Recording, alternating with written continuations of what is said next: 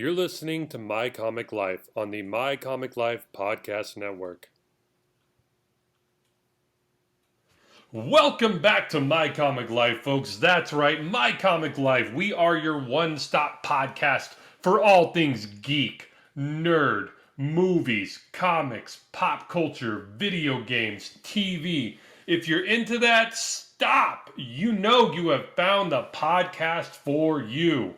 My name is Sam, and joining me each week in the My Comic Life studio, folks, I just found out not only is he the dry cleaner to all the superheroes, but he is the tattoo artist to all the superheroes. So if you've ever seen a bitchin' piece of ink on a superhero and wondered, who do I go to get that tattoo? You're going to want to talk to our man, Alex. Say hello to the folks out there, Alex. Oh man, I gotta tell you, some of these guys, I run through a lot of these tattoo needles, but people like the Hulk and Wolverine, they're putting my kids through college, bro. There's so many sessions. Folks at home, how are you guys doing? Not just the folks at home. You know, I often say folks at home. You guys driving in your car, you know, wherever you listen to us, wherever you catch this wonderful podcast. I hope that you're all doing great. I hope you all had a great week. We missed you guys oh so much. Sam, how was your week so far? Oh man, nothing too crazy, man. Just a very low key weekend. Got to go see the Batman today. That was Ooh. that exceeded my expectations. It was the first movie in a while that I walked out of and thought, huh, I wish I could just go right over to like the box office, buy another ticket, and walk right back in and watch it again. I thought it was that good. Like I really, really enjoyed it. Yeah, How's your I weekend? did too. It was. We also went to go see. We went to see it like Friday morning. That's kind of how excited I was to see. It was like 11 o'clock show Friday morning, and I thought it was fantastic. You know, as always, no spoilers here on the show. We don't really cover movies after they get released. We kind of specialize it before the movie's release. Um, but this one is absolutely something special. I could not recommend it enough. Sam, so we have a little bit of a kind of a faster show for you guys today. We're going to try that out, see how you guys like it. You know, you can always tell us in the comments. You know, we always take criticisms, comments. We always take these into consideration. So if you guys, you know, we're growing along with you guys. So you know, if you want to help us grow, you just put down in the comments some constructive criticism. Because if you guys want to be a dick, I promise you, the block game is strong. But Sam, please take us into our first story. Alrighty, folks. Disney Plus expands its Marvel roster. Disney announced this week that every season of Daredevil, Jessica Jones, Luke Cage, Iron Fist, The Defenders, and The Punisher will arrive on Disney Plus. This comes just weeks after Netflix confirmed that subscribers will no longer be able to access the series through the subscription service. The announcement puts to rest concerns about the show's future, despite many fans suspecting that they would eventually find their way to Disney streaming platforms. When the Netflix produced Marvel series hits Disney Plus on March 16th, they'll also be accompanied by Agents of S.H.I.E.L.D., which joins the platform on the same day. Alex, do you think that this news means we will see a revival of some of our favorite shows? If so, I mean, I'm just going to throw a battery of questions here at you. Which ones have the best chance of renewing, and which ones would you personally like to see revived, sir? So I think this definitely mean they wouldn't be kind of so gung ho about getting this on their premiere type of their front runner subscription service if it didn't mean we weren't going to get at least some of these shows back. There are some that I think they just won't bring back for one way or another, whether that's on the actor's side or on the studio side. But as far as which one do I think has the best chance of being renewed? I believe it's Daredevil because I think Charlie Cox has all but confirmed that they're like already rolling on that. And which one would I personally like to see revived?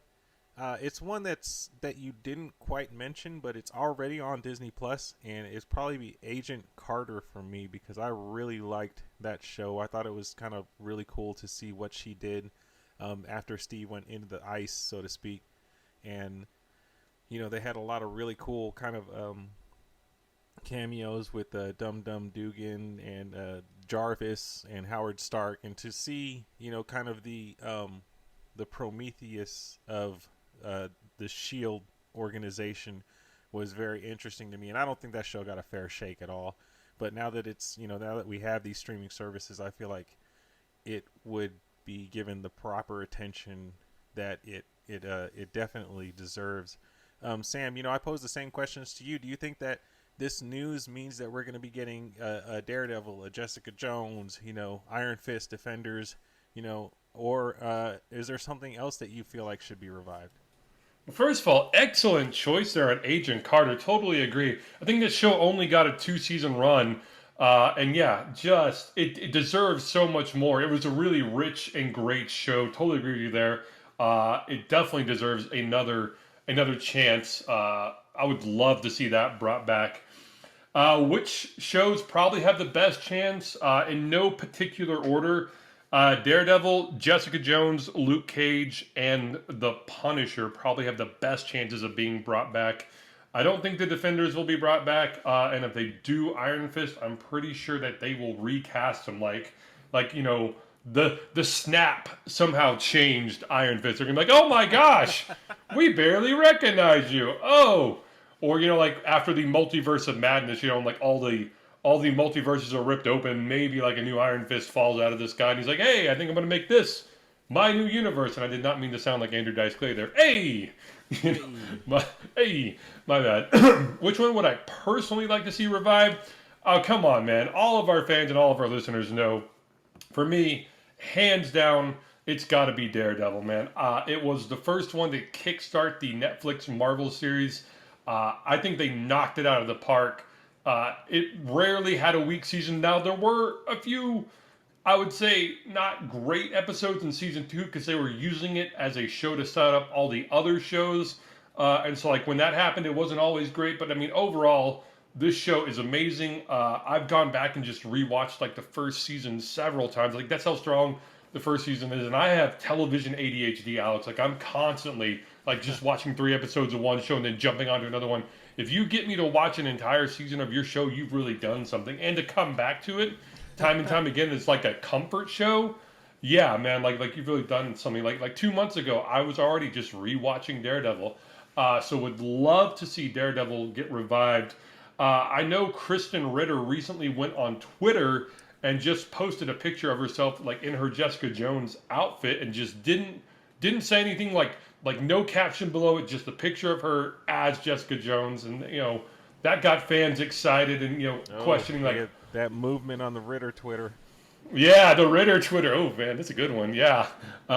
So yeah. There's. I mean, all these actors have stated, hey, we loved working with Marvel, and we would love to come back to these characters. So I think that's a good sign.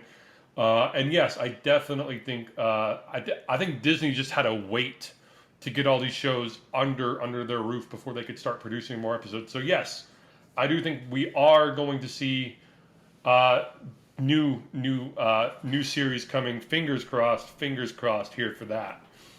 I'm just But yeah, having a funny. I'm just having fun kind of picturing the blurb underneath the Daredevil poster. It's like Gene Siskel gives this 2 thumbs up. Sam Ballard watched the entire first season. Sam Ballard never lost hope and constantly fought for this show. Down in the trenches, man, fighting for Daredevil, man. All right, excuse me. As the grittier shared universe of the Defenders arrives on Disney Plus, the service is also ushering in an update to its parental controls in the United States. Disney revealed that these changes will allow users to select content rating restrictions for each profile on an account alongside the addition of a PIN code lock. All right, Alex, you're the parent here. I'm not. 2 questions here. Is Disney Plus the best choice for the Heroes of Hell's Kitchen, and are you going to be implementing these parental locks on your account? I have multiple streaming services, and I've never really put any kind of parental locks on any of them. I mean, I think I do have them. Like, they give you the option to just set up a kids account, so I'll probably just do that if Disney does implement something along those lines. But as far as like locking it, like a hard lock where you need a code to open it, that's kind of, I don't know, not really strange, but it's just something that I've never really considered. Um, I Now you and I have talked about this many times over, and we always like kind of, and you bring it up better than I do, but we kind of agree that Disney Plus is not really the place for the Hell's Kitchen kind of, I don't know what you would call, but the section of the Marvel universe that is the heroes of Hell's Kitchen, because it is a lot more mature.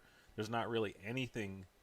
I don't even know if there is anything on Disney that is you can liken to something like this.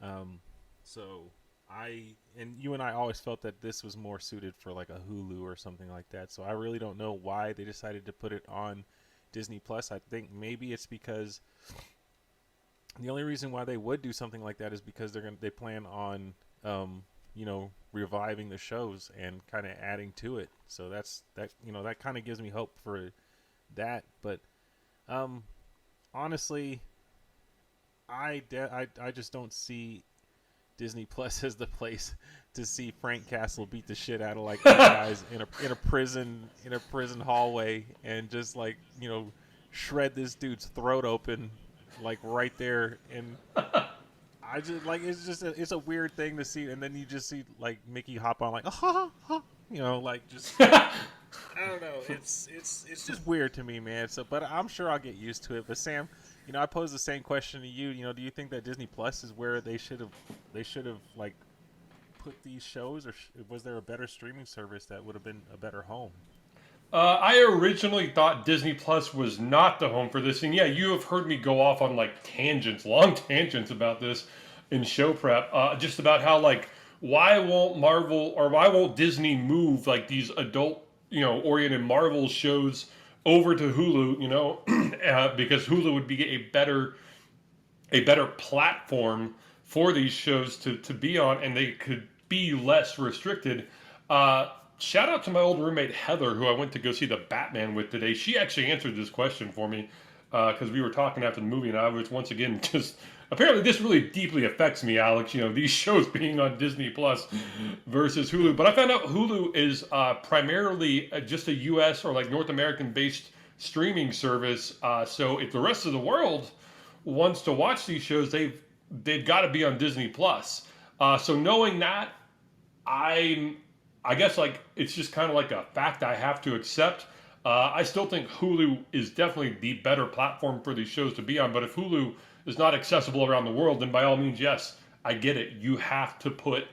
Um, you have to put these shows on Disney Plus. I also think Disney is trying just to keep all of Marvel under like one roof or like one streaming service, if you will.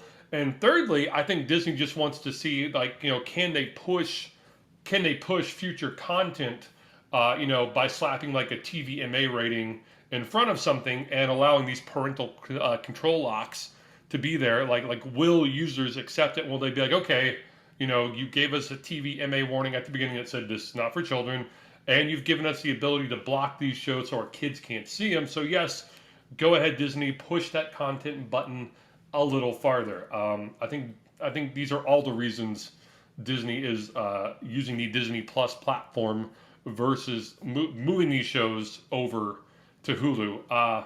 But Alex, we aren't the only ones that are nervous that the heroes of Hell's Kitchen are going to be on Disney Plus. Because following the announcement that Netflix would no longer be hosting its suite of series produced in collaboration with Marvel Studios, many fans were worried that Disney may censor some of the show's more mature themes that fit to the standard of its former streaming platform. One of those being Cheo Hodari Coker, and I'm so sorry if I mispronounced that name. Cheo Hodari Coker was showrunner and creator of Luke Cage and expressed similar concerns, saying, "They're going to do what they do. It's theirs. I just hope that they don't sit on it for years and allow for an easier reboot or re-air it with a different mix or the N-word muted. I'd personally love to do commentary tracks or the original credits." The improved parental controls may be Disney's way of combating some of these darker elements on the Netflix series.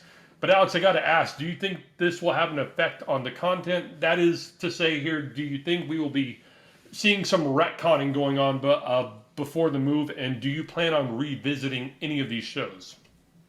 That's one of the main things that I am concerned with, because to my knowledge, I have never seen the N word being uttered on any kind of Disney property whatsoever. So it would, or I don't know, maybe some of the older stuff that was way back in the day. um, but uh, I just can't see them messing with something, especially something so culturally important like a Luke Cage. Because like, yeah, I get it. The N word has no place in normal conversation or entertainment or this and that, but it is a part of the the setting in which that show takes place. You know, that being, Harlem, and in the black community and stuff like that, and the just the African American vernacular. It's just so ingrained in the vocabulary that you can't really have a show that's going to appeal to some people that does not, without speaking like them. Uh, but that being said, there are plenty of shows that do it without having that word in it, and there are plenty of shows that do. There's tons of superhero shows that don't have these kind of hard F's and hard R's and hard N's and stuff like that in it. So it can be done, but I think that this moving forward, if they were to not necessarily reboot it, but add on to it, they could definitely make it a little bit more family friendly. But the stuff that it has already been made, I feel like it's like don't touch it. Like, it's not really theirs to touch, even though it is, but it's not. Do you kind of get what I'm saying with that? Sam? Oh yeah, How do yeah. you No, feel it's about it? the word I'm going to use here is trepidatious. I am trepidatious about the Heroes of Hell's Kitchen being on Disney Plus. Like I said, I'm just, yeah, like I said, I'm trepidatious about it. I think they would be nuts to try to change or censor anything. I think they would anger their fan base, and there would be a lot of boycotts and petitions, and much kind of like Warner Brothers was assaulted with release the Snyder Cut. I think you would get the same outcry uh, from the Marvel fan base saying, restore the original cuts of all these shows. I think with the parental locks, and I think if Disney does slap some sort of like TVMA warning in front of it, like we used to do, like when we had kids, when we were kids growing up, and adult themed shows would come on, and it would be like, hey, just to let you know, this program is not suitable for younger audiences. Viewer discretion is advised. Like we used to get that warning in front of a lot of shows. I think if Disney does that, that is totally enough for me. Don't change the shows. Keep them as they are. I will say once again, I got nervous, kind of, because I felt like we kind of saw a watered down version of the Kingpin in the Hawkeye show. Don't get me wrong, Vincent D'Onofrio, we love you here on My Comic Life, and you own the Friend of the role, show. friend of the show, and you own the role of the Kingpin. But seeing you in Hawkeye, you just didn't quite have that same menace and anger and darkness to you that you did in Daredevil. So like I'm hoping that was just kind of like for the Hawkeye audience, that they kind of gave like what I'm calling a watered down version of the Kingpin, but we will see a fully darker, visceral, more evil one restored once they start new productions on these shows. Do I plan on revisiting these shows? Yes, but like on March 16th, I will be fast forwarding to the part where, spoiler here, if you haven't seen it, Punisher takes a man by the head and shoves his face into a mirror and drags it along the mirror, and like the guy's screaming and like screaming in so much pain as like all these shards of glass just break and shatter into his face. And if that's still there, then I'm like, all right, cool. Disney Plus, we are all right. Or I'll just fast forward to that part. And yeah, like Daredevil season 2, when the Punisher's in prison and he takes the mop handle and gives the guy almost a lobotomy, like with that mop handle, man. And like if that's still there, I'm fine. Like I will breathe a big sigh of relief.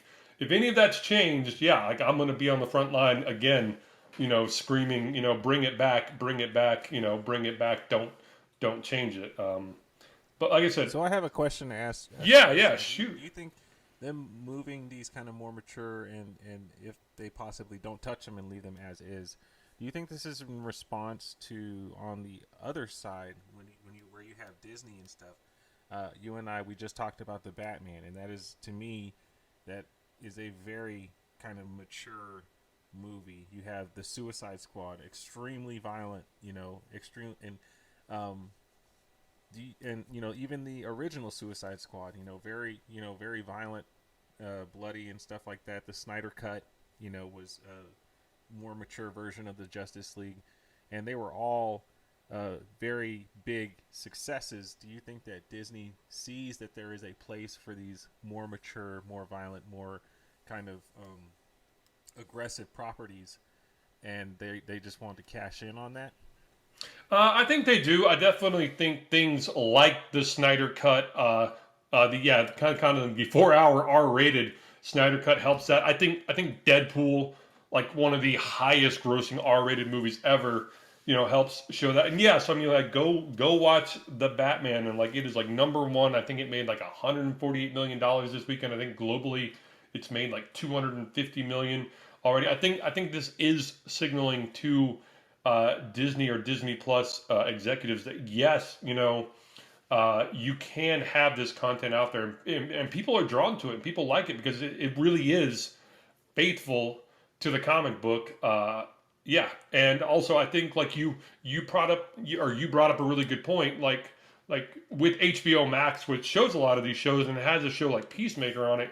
You can set up like a kids only account, and like it will block like anything above a certain TV rating, or like with the anything above like a PG rating has to have your approval. And I think with Disney implementing this, I think yeah that they can get away with showing harder, edgier content. And I think they will reap the rewards of it if they don't try to run and hide and edit and rechange any of these shows. Absolutely.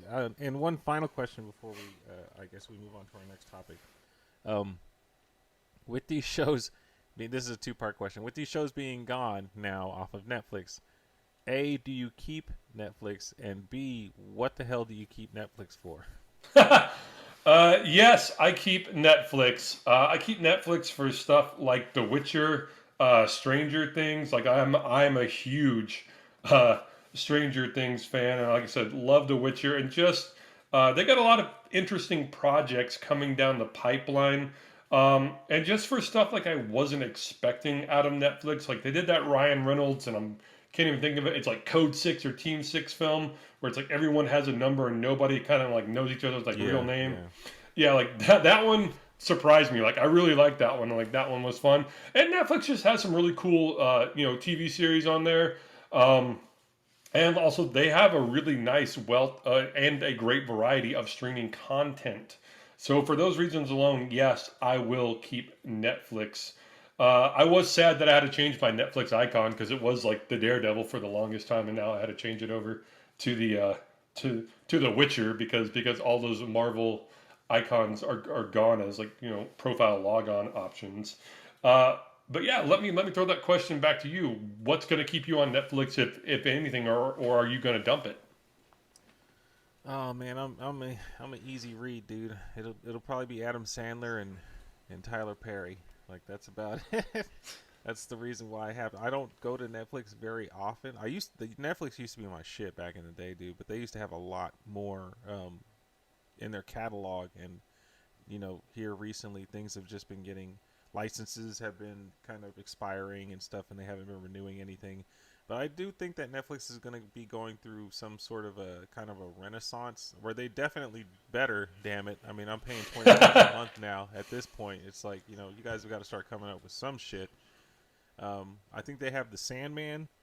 I want to say is coming to Netflix. Um, so there, you can we will be getting some comic related content from Netflix hopefully soon. And if I'm Netflix, I'm definitely shopping around trying to find trying to pick up something, man. Some Image Comics, they have a lot of great properties. They could revise the Spawn show, all right, unless they're like married to HBO or something like that. But the Spawn show, the Max, any of those old Image properties definitely could get picked up by Netflix and given the Hell's Kitchen treatment for sure. All And right. that's basically where I'm at, man. That's where All right. Netflix, man, step your game up, bro, or I'm gonna cancel you. All right, you heard it here first, Netflix man. Step it up, or Alex is gonna cancel, and his words carry a lot of weight. Don't doubt us here. All right. The Netflix produced Marvel series Daredevil, Jessica Jones, Luke Cage, Iron Fist, The Defenders, and The Punisher will arrive on Disney Plus March 16th, along with Agents of S.H.I.E.L.D. All right, moving from the streaming service platform and taking a stroll down the street here, it's time to visit the Comics Corner. All right, folks, we have Strange #1. A new Sorcerer Supreme rises. Doctor Strange is dead. And a new Sorcerer Supreme has taken the title, or should we say, Sorceress? Haunted by her recently returned memory, Clea longs to bring Stephen Strange back from the dead. But when a mysterious group attacks the magical realm, Clea must rise to the duties of the Sorcerer or Sorceress Supreme. For now, she is the sole protector of Earth against magical threats. Don't miss the twists and turns as writer Jed MacKay continues the story from the death of Doctor Strange with artist Marcelo Ferreira, who drew The Amazing Spider-Man. What do you think, Alex, of the confirmation that Lady Clea has taken the reins of the Sorcerer Supreme? I have seen the previews of this comic, and it does look very interesting. I did read the Death of Doctor Strange, which is a magnificent read. It's so good, and I suggest any of you try and it's just five issues. Uh, Check it out, man. It's so good. Jed MacKay does an amazing job with the Doctor Strange character. Um, Lady Clea she's kind of been a character that's been around for a long time, and she's about due to kind of step into the spotlight. I would like to see what this story has to offer, and so I do think that this is a good thing for Marvel in a way. I mean, it is kind of in line with that tired thing that we were talking about, especially last time, where it's um, they take a popular character and they kill him off, and then they replace him with a younger character and see how that goes, only to bring back the older character eventually. And I do think that that's eventually going to happen because Doctor Strange is such a super popular character. You can't just kill him off. You can have these little mini series and stuff like that, but eventually he will be back. And so I'm here for it, man. I'm here to at least check this one out because I am intrigued to see the fallout of the death of Doctor Strange specifically. But what about you, Sam? What do you think of the confirmation that Lady Clea has taken over the reins of Sorceress Supreme? Well, I think you took the words right out of my mouth there, Alex. I mean, I am so thrilled to see a woman take over a main comic book character role. I'm always excited to see that. I think that's great. But yeah, it's rare in comics that the person that takes over the role becomes more popular than the previous person who inhabited that role. So yeah, like I do see Lady Clea going on, a pretty decent run here. But I eventually, yeah, I think they will work it back around to where Stephen Strange comes back to life. Uh, I wouldn't mind seeing Stephen Strange be a subordinate to Lady Clea, or kind of work with her in a sidekick role while she remains the Sorcerer Supreme, or see them split the roles or equally split the role of Sorcerer Supreme between the two of them. I think both that would be great. But yeah, no, like I said, fresh take, new ideas. I'm totally on board for that, especially in the ever evolving, ever changing realm of comics. So definitely excited to see Lady Clea taking over the reins of Sorcerer Supreme. Now, a little background here for you. Clea Strange is the sorceress and disciple and lover of Doctor Strange. She was created by Stan Lee and Steve Ditko and first appeared in the Doctor Strange feature Strange Tales number 126 in November of 1964. She was the daughter of Umar, an extremely powerful sorceress from the Dark Dimension, and is the niece of the demonic tyrant Dormammu. Do you think that this is a calculated release and Clea will make an appearance in Doctor Strange and Into the Multiverse of Madness, Alex? I I oh man, that's difficult. That's crazy if it is in fact because um if you've read the Death of Doctor Strange, they talk about how uh Stephen Strange is the Sorcerer Supreme for this the Earth 616 realm, you know, and Clea is the Sorceress Supreme for the Dark Dimension. I think that girl she was in the New Mutants Magic, the one with the really big sword and stuff like that. She's got the blonde hair and the sword. She is Sorcerer Supreme of her dimension. There Oh. are just all these different dimensions, and each one of them has a Sorcerer Supreme that's been charged with protecting it against other magical, intruders and stuff like that. So, uh, if they and with this Doctor Strange movie being about the multiverse and entering different universes and different dimensions, I do think that there is a possibility that Clea will at least make a somewhat of a cameo, or she may even be introduced somewhere in this movie, which would be really cool. So, yeah, I think she.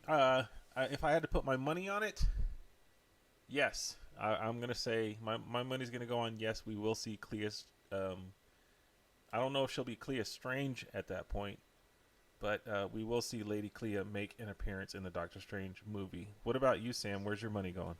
Yes, I'll buy that for $1. Yes, I do believe that Lady Clea will be making an appearance in the Doctor Strange Multiverse of Madness film. Not only could her brief appearance just open up a wider audience to her that maybe not know her, but it would also send people possibly to their local comic book stores to be like, hey, you got any comics on Lady Clea? I saw her in Doctor Strange and Into the Multiverse of Madness, and then that man behind the counter is going to go, hey, right here.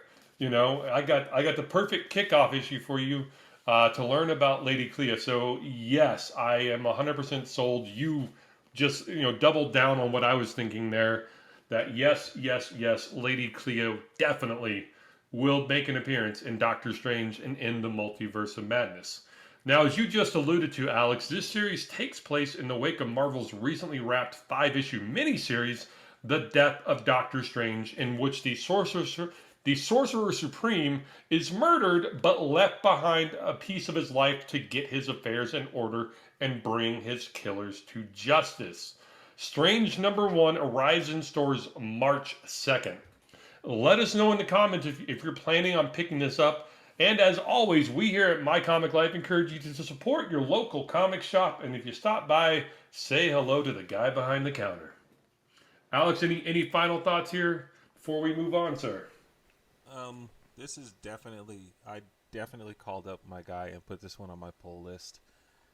Just like I said, only to kind of read more about this kind of story that Jed MacKay has crafted. It's really amazing. The writing is amazing. I think you guys would definitely benefit from reading up on the Death of Doctor Strange and Strange, this new title right here, to kind of brush up on your Doctor Strange, especially before the movie releases. All right, folks, you heard it here first. A My Comic Life first. This has got the My Comic Life pull list seal of approval. Yeah, definitely call your local comic book store and say, hey, I need you to pull this one for me. The My Comic Life pull list seal of approval. All right, moving from the comic side of things back over to TV and streaming services, we are about to talk Peacemaker.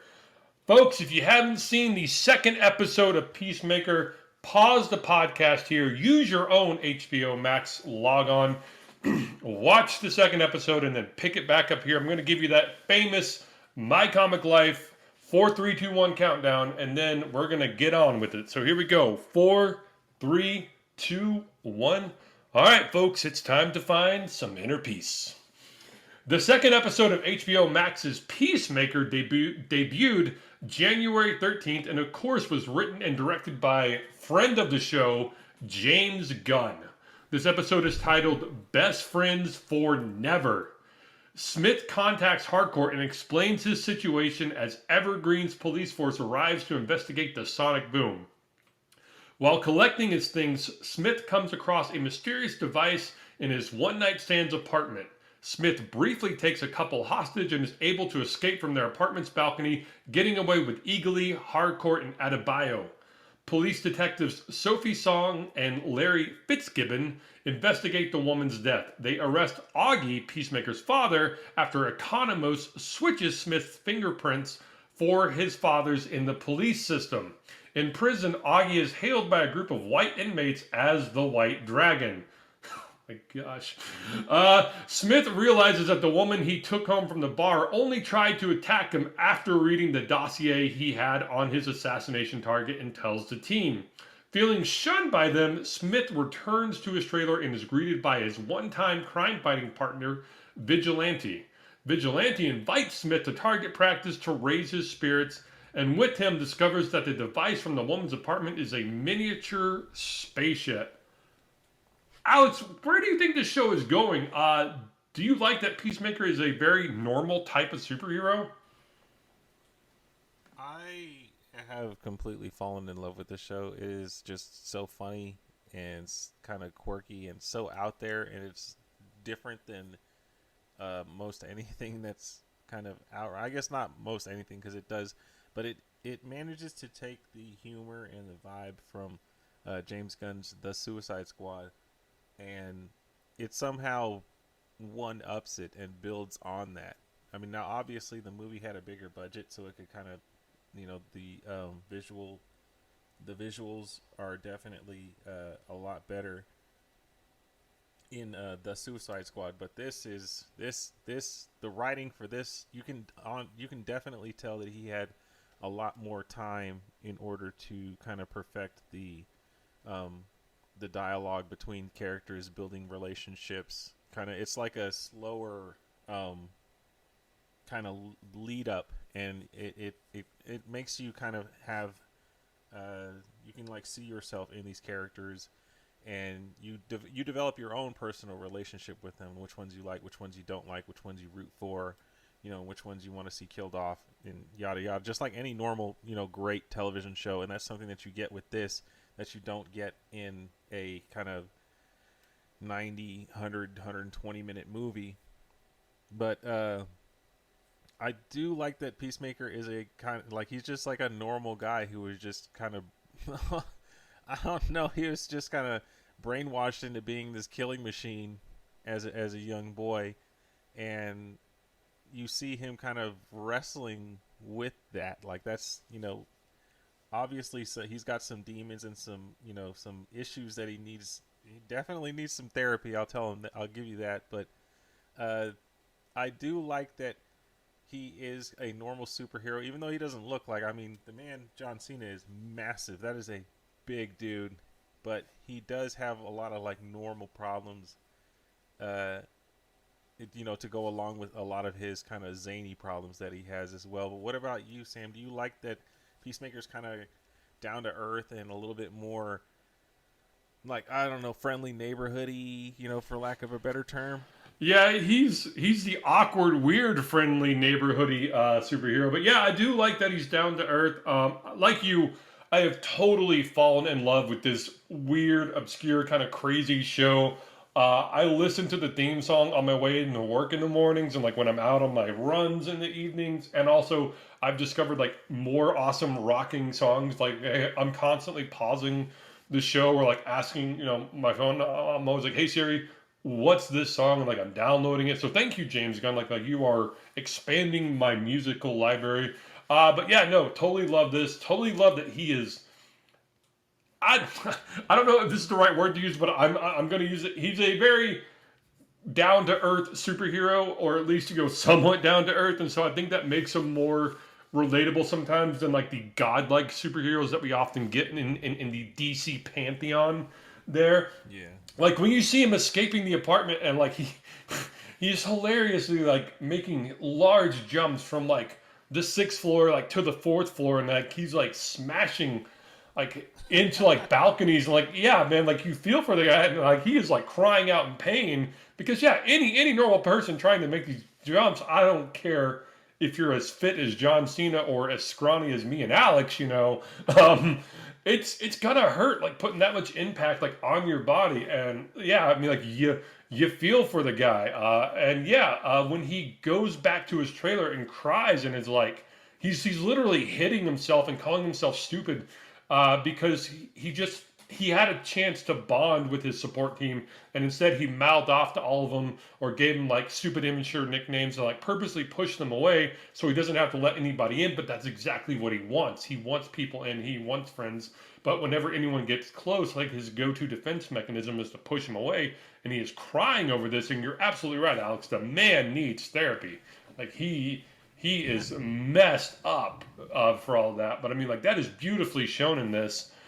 So this kind of leads me up to my second question. I know that kind of surprised me. Did anything surprise you in this episode?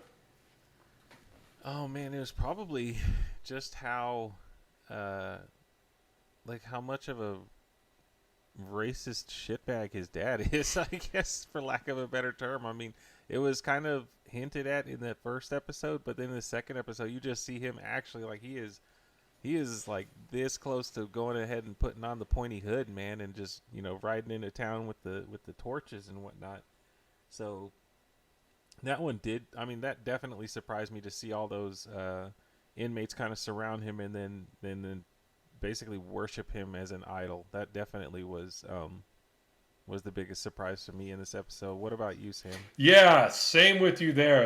Yeah, seeing the racist father, and hats off to that actor, man. I'm blanking on his name, but I've seen him in everything from like the X Files to the Terminator to this.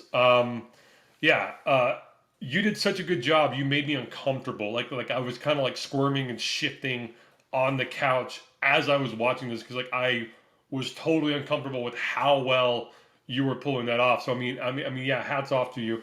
The other thing that surprised me, Oh, absolutely, and it's Robert yeah, Patrick. Robert Patrick, He's yeah, phenomenal, yeah. The phenomenal. other thing that surprised me, uh, and maybe I'm the only one that caught on to this, but like when he's bounding and gagging the people in the apartment, just how quickly the Stockholm syndrome kind of sets in for that girl, man. Like she totally falls for Peacemaker and is totally ready to throw down with him within 5 minutes of meeting him.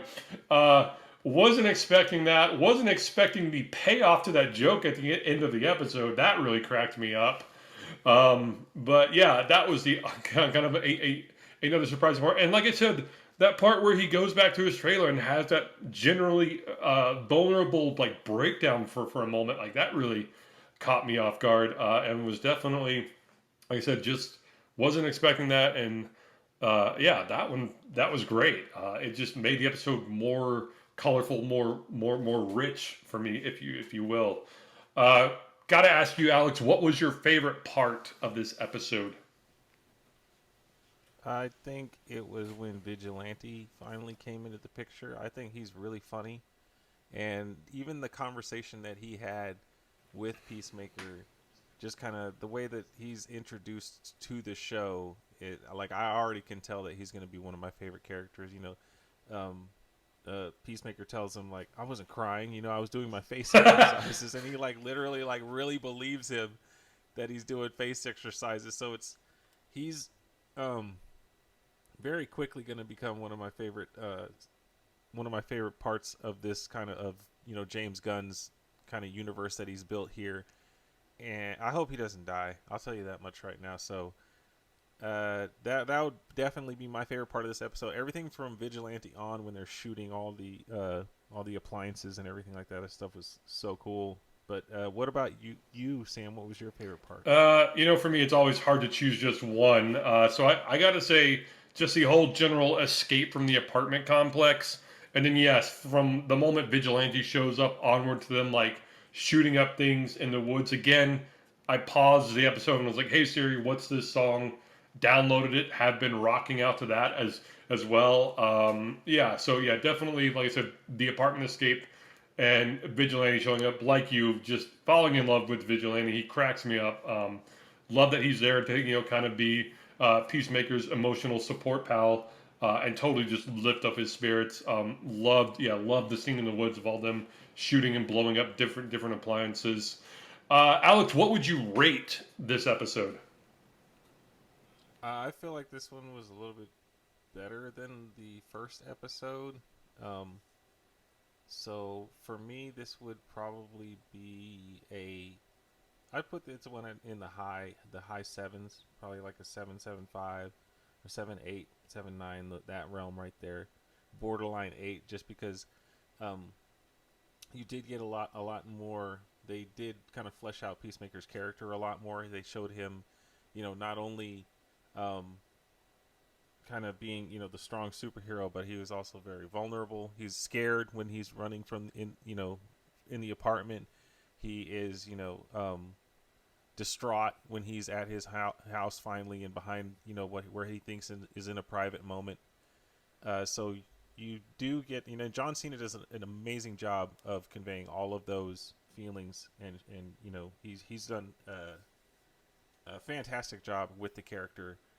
So I would definitely, like I said, high sevens for sure, absolutely. What about you, Sam? What would you rate? Oh man, 8 to an 8.8. This was just again like awesome James Gunn work there. Definitely a solid B to B plus episode for me. Nothing really was slow or weak or bad about this episode. Just a solid, fun episode all around. Just reiterating what you said there. You get some funny action scenes. You get some stuff blowing up. You get to see Peacemaker be a little vulnerable. And admit that like he's messed up and he has some problems. So yeah, all of that was just great. Definitely solid 8.8 for me. Any final thoughts on Peacemaker, Alex? I look forward to this next episode for sure, covering it with all you guys. Make sure you guys, get out there and watch it, man. So you can, comment down in the description. Let us know what your favorite part was, where you think the show might be going, and let's have a a community kind of talk about this one, man. I'd love to. This is that, I guess, that kind of show where you would. It is episodic, and it doesn't, it's not all out at the same time. So we do have time to kind of, talk about these from week to week, and I'd love to do that with you guys. All right, folks, this wraps up another great episode of My Comic Life. As always, please like our Facebook page. That really helps grow the show. Especially, please look us up on YouTube. All you have to do is search My Comic Life at the YouTube search bar and just look for that oh so fabulous, oh so amazing, oh so awesome My Comic Life logo and just click that subscribe button. Get your friends, get your relatives, get your boss to click that subscribe button. It really does help grow the show, and it sincerely means a lot to us. If you have any show ideas, or if you're saying, hey, I want to hear more Marvel, more DC, more video games, I want to hear more debates about this topic or that topic, email us your ideas at realmycomiclife@gmail.com. Again, I know it's a long email address, but it's all one word, realmycomiclife@gmail.com. And as always, folks, it's time to shout out our My Comic Life fan of the week. Our My Comic Life fan of the week is Kevin Carter. Cool alliterative name there, Kevin. Kevin Carter from Port Townsend, Washington. Thank you for emailing us and saying that you like our show and that you listen to it. You are our My Comic Life fan of the week. Salute to you, Kevin Carter. Salute to you, Kevin Carter. I'm going to send you some vouchers, man. Maybe you can get some ink done yourself. You heard it here first, Kevin. You got a tattoo appointment here with our own awesome tattoo artist, Alex. All right, folks, this wraps up another great episode of My Comic Life. So as always, ditch the herd. Be a nerd. Stay strong out there, my friends.